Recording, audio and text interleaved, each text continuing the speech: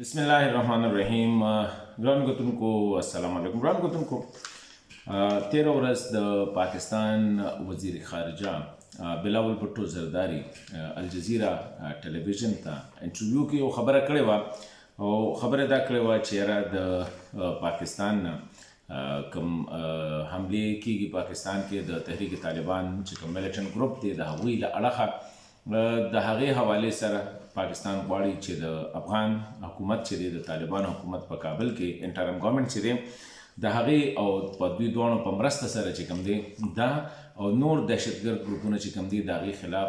کاروایانې وکړي او د خطه کې چې کوم دی امن راولي. په دې بیان باندې د افغان طالبانو له اړخه چې کوم خبر راغلی دی په ځای د دې چې د دې خیر مقدمې کړې وي او د مطلب ستایلې وي طالبانو د طرفه هماغه پالیسي کومه چې د هغوی د لومړۍ ورځې نه وه چې ټي ټي پي یعنې تحریک طالبان پاکستان چې دی دا د پاکستان اندروني یعنې کورنۍ مسله ده، په دې کې موږ هیڅ هم نشو کولی. ما په خیال دا یو داسې بیان دی چې په دې باندې بالکل پاکستان خو هم پې خپل ریاکشن خو د خارجه آفیس وزارت خارجه کار وی، خو طالبان چې دا وی او هغوی دا خبره کړې ده چې د افغانستان خاوره د هیڅ ګاونډي خلاف چې دی نه استعمالیږي د دهشتګردي کاروایانو دپاره او ټي ټي پي چې کوم دی دا د پاکستان اندروني مسله. اوس سوال دا دی چې کله نه طالبان راغلي نو د تحریک طالبان او نور دهشتګرد تنظیمونه چې دي د هغې له اړخه په پاکستان کې تقریبا 300 حملې شوي دي او په دې کې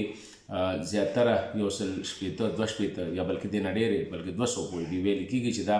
صرف په خیبر پښتونخوا کې شوي دي. اوس سوال دا دی چې امارت اسلامي که تحریک طالبان پاکستان د پاکستان اندروني مسله ګڼي نو په یو حوالې سره خو دا خبره داسې ده چې د ټي ټي پي یعنې د تحریک طالبان پاکستان چې څومره غړي دي زیاتره او لیډرشپ یې تقریبا ټول د پاکستاني دي او د پاکستان شهریان دي، دې کې هیڅ شک نشته. خو دا خبره ده چې دې کې هم څه شک نشته چې د تحریک طالبان پاکستان څومره لیډرشپ دی هغه دا وخت په افغانستان کې دی او که طالبان دا وایي چې نه دی نو بیا خو خبره دا ده چې کله دوی خبرې اترې کولې نو د هغې تقریبا د افغان طالبانو چې کوم لیډرشپ و هغه زیات ټول سینیر 20-25 کسان 15 کسان چې کوم هغه په د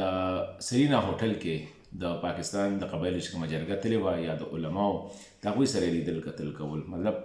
پېښور کانټیننټل کې نه بلکې سرینا هوټل کابل کې کېدل. دې سره سره مفتي نورولي صاحب چې کله اعلان کړی چې د الیجینس چې د ملا هیبت الله صاحب بیعت یې کړی او ویلي و چې مونږ او تحریک طالبان افغانستان دا یو دی، زموږ اهداف هم یو دی، پالیسي هم یو ده، مونږ په دې باندې چې کوم دی زموږ منځ کې څه فرق نشته. نو طالبانو د هغې حوالې سره مې خبره نه ده کړې. چمن کې چې کومه واقعه شوې ده چې د افغانستان له اړخه چې کوم دی کس رادنه شوي دي او هغه پاکستان سکیورټي اهلکارو باندې ډزې کړې وي. وزیرستان ټانک ساوت لکي کې ورغزو وغیره کې چې څومره حملې شوي دي په دې کې زیاتره افغان ناشنل چې کوم دی ویلي کېږي هغوی نیولي شوي او که نور نیولي شوي نو د هغوی نه هم پکې د طالبانو د طرفه چې کوم اجازتنامه ده د وسلې ګرځولو هغه ورسره موندلې شوې ده. او بله خبره دا ده چې د ټي ټي پي سره د خبرو اترو کومه سلسله شروع کړې وه نو هغه هم د افغان طالبانو په منځګړیتوب باندې چې کوم دی شروع شوې وه. نو زه دا ګڼم چې دا مسله یو ډېره غټه مسله ده او ټي ټي پي د امریکې له اړخه یا د نړیوالې رولۍ طرفه یو دهشتګرد تنظیم ګرځولی شوی دی. ما په خیال افغان طالبانو سره هم دا ډېره ښه موقع ده په ځای د دې چې مونږ یو مسله منلو نه انکار وکړو، دا مسله حل کول پکار دي. که د خبرو اترو په ذریعه باندې کېږي هم ډېره ښه ده چې د ټي ټي پي مشران هغوی دې ته دغه شي چې یاره بس ټیک ده اوسه پورې کوم مونږ کاروایانې کړي دي بس د دې نه به تیر په ير باقي روزګار والا خبره ده افغانستان کې اوسي یا پاکستان کې اوسي د هغې لار راوتلی شي. که دا نه کېږي نو بیا پاکستان حکومت به ظاهره خبره ده ډیفینټلی په دې حوالې سره به چې کوم دی څه کاروایانې کوي او هغه کاروایانې په افغانستان کې دننه هم کیدی شي. بل دا دی چې دې کاروایانو حوالې سره امریکې هم دا اعلان کړی، نور مغربي ملکونو هم اعلان کړی چې د دې خلاف پاکستان سره به تعاون کړي. افغان حکومت هغوی اوسه پورې منلی نه دی. دلته کې یو داعش دی، ټي ټي پي ده، دې نه علاوه القاعده باندې خو طالبانو دا کوشش کوي، القاعده، IMU، ATIM وغیره، چې هغوی د افغانستان خاوره استعمال نه کړي د نورو هیوادونو خلاف. خو افغان طالبان د ټي ټي پي په حوالې سره هغوی مکمل خاموشي اختیار کړې ده. د ټي ټي پي کاروایانې د هغې مذمت هم نه کوي، بلکې یو قسم لښکاري داسې څنګه چې ما مخکې یو ویډیو کې ویلي چې افغان طالبان د تحریک طالبان پاکستان سره اوس هغه کومک کوي کم کومک چې تحریک طالبان پاکستان به د تحریک طالبان افغانستان سره کو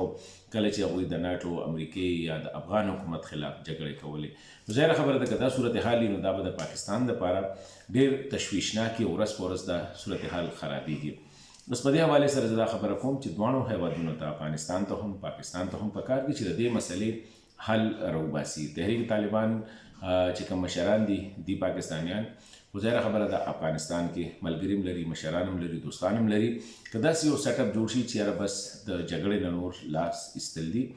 او دا خطه چې کوم دی په امن کې راځي، نو دا به د خبرو اترو په لارې راځي. او که د خبرو اترو په لارې نه راځي نو بیا به نور جنګ کېږي، نورې وینې به تویېږي، هغوی به دلته کې کاروایانې کوي او زیاتره به پکې هم د خیبر پښتونخوا یا پخوانۍ قبایلي سیمې خلک په پکې وچلې کېږي، که هغه په پولیس کې دي، که هغه په فوج کې دي، که هغه په FC یا ملیشه کې دي یا په سکاوټس کې دي، نو دغه خلک په ټارګټ کېږي. خو ښه به دا وي چې اسلام آباد او کابل دا وړې وړې مسلې راځي د ملکونو ترمنځ د دې حل وباسي. که نن افغانان دا خبره کوي چې پرون پاکستانیانو دا چل کو، نن سره موږ دا کو، سبا به بیا دا مسلې بیا به پاکستان وي چې دوی دا چل کو، نن سره موږ دا چل کو. خو دیر شل بیا فول سټاپ، چې دا فول سټاپ پکار دی. او زه دا ګڼم چې په دې کې د انکار په ځای باندې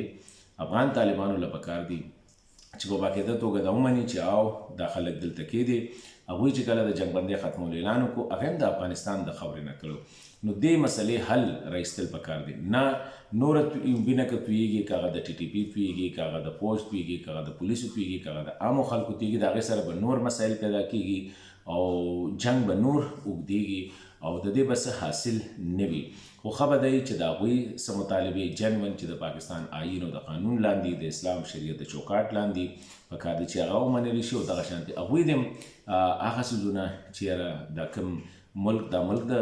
تحریک طالبان پاکستان والم ملک دی، د دې نقصان چې کوم دی د هغوی نقصان دی، د دې غربت د هغوی باندې هم اثر پرېوځي. فیملي دلته کې دي، خاندانونه دلته کې دي، ځمکې جایدادونه، خپلوان هغې دلته کې دي. نو پکار دا دی چې مونږ د نړۍ د نورو ملکونو په شان هم د دې مسلې حل